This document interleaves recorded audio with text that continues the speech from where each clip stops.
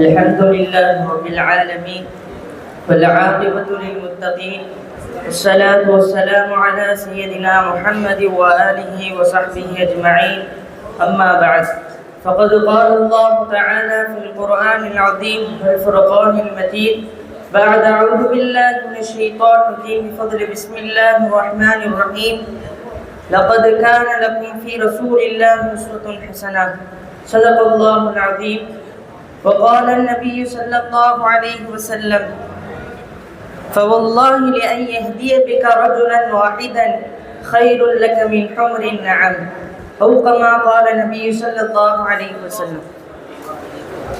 நபிகள் நாயகம் ஸல்லல்லாஹு அலைஹி வஸல்லம் அவர்கள் இந்த உலகத்தில் தலைமைக்கும் தலைமைத்துவத்திற்கும் தலைவர்களாக வருபவர்களுக்கும் கியாமத் நாள் வரை எந்தெந்த இடத்தில் தலைவர்களாக இருப்பார்களோ அத்தனை பேருக்கும் ஒரு முன்மாதிரியான தலைவர் ரசூலுல்லாஹி ஸல்லல்லாஹு அலைஹி வஸல்லம் அவர்கள்தான். அவர்கள் வாழ்ந்து சென்ற 1400 வருடங்கள் ஆகிய இன்றைக்கு வரைக்கும் எந்த தலைவரும் அவருக்கு நிகராக, அவர் செய்த சீர்திருத்தத்திற்கு நிகராக எந்த ஒரு தலைவரும் வரவில்லை. அல்லாஹ் தஆலா குர்ஆனிலே கூறுகிறார்: லகத் கான லக்கும் ஃபீ ரசூலில்லாஹி உஸ்வத்துன் ஹஸனா. நாம் உங்களுக்கு ரசூலை ஆக்கியிருக்கிறோம், ஒரு அழகிய முன்னோடியாக, ஒரு தலைவராக நாங்கள் உங்களுக்கு ஆக்கியிருக்கிறோம் என்று சொல்லி காட்டினார். நாம் சிந்தித்து பார்க்க வேண்டும் சகோதரர்களே.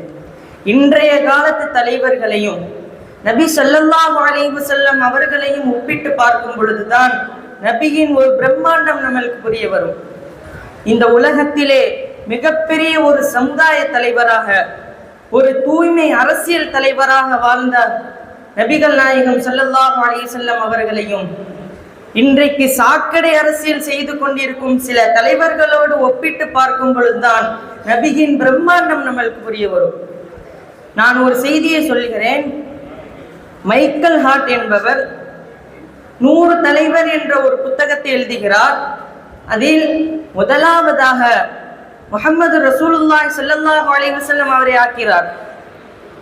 அவர்களிடத்திலே கேட்கப்பட்டது, நன்றாக கவனிங்கள், அவர் ஒரு யூதர். அவரிடத்திலே கேட்கப்பட்டது, நீங்கள் ஏன் உங்களுடைய தலைவரை முதலாவதாக ஆக்காமல் முஹம்மது ரசூலுல்லாஹை முன்னாடி ஆக்கிறீர்கள் என்று கேட்கப்பட்டது. அதற்கு அவர்கள் என்ன தெரியுமா சொன்னார்கள்? நான் பல தலைவர்களின் வரலாற்றை படித்திருக்கிறேன், எல்லாம் தன்னுடைய கனவை நினைவாக்காமல் சென்று விட்டார்கள். ஆனால் முஹம்மது ரசூலுல்லாஹி ஸல்லல்லாஹு அலைஹி வஸல்லம் அவர்கள் மட்டும்தான் மிக குறுகிய காலத்தில் தன்னுடைய கனவை நினைவாக்கிவிட்டு சென்றிருக்கிறார்கள். ஒரு யூதர் நபியின் வரலாற்றை நன்றாக அறிந்திருக்கிறார். இந்த உலகத்திலே பல தரப்பு மக்களால் ஏற்றுக்கொள்ளப்பட்ட ஒரே தலைவர் முஹம்மது ரசூலுல்லாஹி ஸல்லல்லாஹு அலைஹி வஸல்லம் அவர்கள்தான். நபிகள் நாயகம் ஸல்லல்லாஹு அலைஹி வஸல்லம் அவர்கள் ஒரு சில சினிமா நடிகர்கள் எல்லாம் சொல்லுவார்கள், நான் ஒரு வாய்ப்பு கொடுங்கள், நான் சொல்வதை செய்து காட்டுகிறேன் என்று. ஆனால் அவர்கள் லிம தகூலூன மா லா தஃஅலூன் சொல்லுவார்கள், ஒருபோதும் அவர்கள் செய்ய மாட்டார்கள். ஆனால் எம்பெருமானார் ரசூலே கரீம் ஸல்லல்லாஹு அலைஹி வஸல்லம் அவர்கள் மட்டும்தான் தன்னுடைய சொல்லை செய்து காட்டியிருக்கிறார்கள். அவர்கள் சொல்லுக்கும் செயலுக்கும் இடையில் எந்த ஒரு இடையும் இருக்காது. அதே போன்று அவர்களுக்கு தலைமை என்ற ஒரு பந்தா, தலைமைத்துவத்தின் ஒரு பிரம்மாண்டம் அவர்களுக்கு இருந்தது கிடையாது. அவர்கள் ஏழ்மையின் உச்சத்திலே வாழ்ந்தார்கள். எந்த அளவுக்கு என்றால், ஏழ்மையான சஹாபாக்களுடன் குடிசையிலே அமர்ந்திருப்பார்கள். சில சமயத்தில் கல் தூக்குவார்கள், சில சமயத்தில் குழியை நோண்டுவார்கள். எந்த தலைவர் இப்படி செய்வார்? தலைவர் என்றால் உட்கார்ந்து கொண்டு அதை செய் இதை செய்யுந்தான் ஏவார். நாள் பெருமானார் ரசூலே கரீம் ஸல்லல்லாஹு அலைஹி வஸல்லம் அவர்கள் மட்டும்தான் அது போன்று செய்தார்கள்.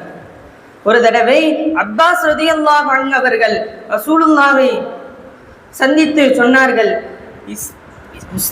இஸ்லாத்தில் முஸ்லிம்கள் அதிகமாக வருகிறார்கள், அதனால் நாங்கள் உங்களுக்கு ஒரு தனியாக ஒரு கூடாரத்தை அமைக்க ஒரு முடிவு எடுத்திருக்கிறோம் என்று சொன்னார்கள். அதற்கு நபி சரி என்று சொல்லிவிட்டு சென்று விட்டார்கள். இரண்டாவதாக நபி வருகிறார். அப்பொழுது அப்பாஸ் ரலியல்லாஹு அன்ஹு அவர்கள் சொன்னார்கள், யா ரசூலல்லாஹ், நீங்கள் அந்த இடத்திற்கு செல்லாதீர்கள், அங்கு மக்கள் எல்லாம் கூட்டமாக இருக்கிறார்கள், உங்களை நெரித்து விடுவார்கள், நாங்கள் உங்களுக்கு தனியாக ஒரு கூடாரத்தை அமைத்திருக்கிறேன், நீங்கள் அங்கு இருங்கள் என்று சொன்னார்கள். அதற்கு நபி என்ன தெரியுமா சொன்னார்கள்? நான் எப்பொழுதும் மக்களோடு மக்களாக தான் இருப்பேன். சில சமயத்தில் மக்கள் என்னுடைய காலை மிதிப்பார்கள், சில நேரத்தில் மக்கள் என்னுடைய துண்டை பிடித்து உருவார்கள். அல்லாஹ் எனக்கு மௌத்தை கொடுக்கும் வரை நான் மக்களோடு மக்களாக தான் இருப்பேன் சொன்னார்கள். ஆனால் இன்று தலைவர்கள் அவர்கள் வரும் பொழுது அவர்களுக்கு முன்னால் பின்னால் 10 காரு, நடுவுல மிகப்பெரிய ஒரு வசதி உள்ள ஒரு பெரிய கார், அதில் வந்து கொண்டு மக்களுடைய நிலையை பார்ப்பதில்லை. மக்கள் இறக்கிறார்களா உயிருடன் இருக்கிறார்களா என்பதை கவனிப்பது கிடையாது. தன்னுடைய சுய நிலவிற்காக சுய தேவைக்காக சில விஷயத்தை செய்துவிட்டு சென்று விடுகிறார்கள். அநேகமாக நான் யாரை சொல்கிறேன் என்பதை நீங்கள் அறிந்திருக்கிறீர்கள். ஆனால் பெருமானார் ரசூலே கரீம் ஸல்லல்லாஹு அலைஹி வஸல்லம் அவர்கள் மக்களை எப்படி நெறிப்படுத்த வேண்டும், மக்களை எப்படி ஒழுங்கமைக்க வேண்டும் என்பதை நன்றாக அறிந்திருந்தார்கள்.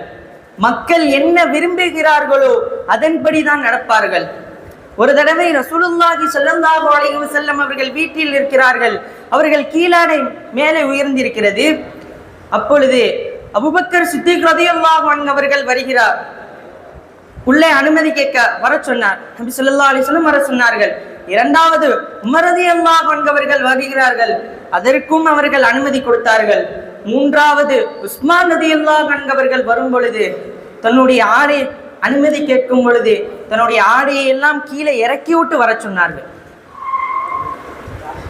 அப்பொழுது அங்கு உள்ளவர்கள் எல்லாம் கேட்டார்கள், நீங்கள் ஏன் முதல் இரண்டு நபர்கள் வரும் பொழுது உங்களிடத்தில் மாற்றம் தெரியவில்லை, உஸ்மான் ரலியல்லாஹு அன்ஹு அவர்கள் வரும் பொழுது நீங்கள் சரி செய்து உட்கார்ந்தீர்களே, என்ன காரணம் என்று கேட்க போது அவர்கள் சொன்னார், மலக்குகளே, உஸ்மான் ரலியல்லாஹு அன்ஹு அவர்கள் வெட்கத்தை பார்த்து வெட்கப்படுகிறார்கள், நான் எப்படி உஸ்மான் ரலியல்லாஹு அன்ஹு அவர்களுக்கு முன்னால் வெட்கம் இல்லாமல் அமர்வது என்று சொன்னார். ஆனால் வெட்கம் இல்லாமல் அமர்வது என்று சொன்னார்கள்.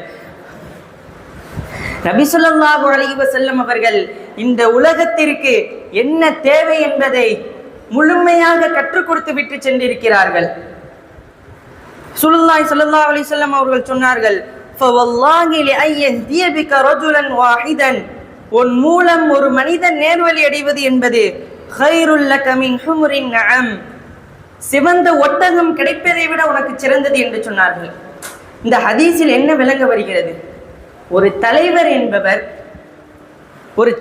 என்பவர் அவரை கொண்டு மக்கள் நேர்வழி அடைய வேண்டும், அவரை கொண்டு மக்கள் நிம்மதி அடைய வேண்டும், அவரை கொண்டு மக்கள் பயன்பெற வேண்டும். இப்படிப்பட்டவர் தான் தலைவராக இருப்பார். கூட்டத்தை கூட்டுபவர்கள் எல்லாம், செயலை மக்களால் மயக்குபவர்கள் எல்லாம் தலைவராக இருக்க முடியாது. அப்படி இருந்தாலும் அவர்களை ஏற்றுக்கொள்ள முடியாது. இதைத்தான் பெருமானார் ரசூலே கரீம் ஸல்லல்லாஹு அலைஹி வஸல்லம் அவர்கள் கற்றுக் கொடுத்தார்கள். நபி ஸல்லல்லாஹு அலைஹி வஸல்லம் அவர்கள் எதை கற்றுக் கொடுத்தார்களோ அதன்படி வாழக்கூடிய பாக்கியத்தை நம் அனைவருக்கும் தந்தல் புரிவானாக.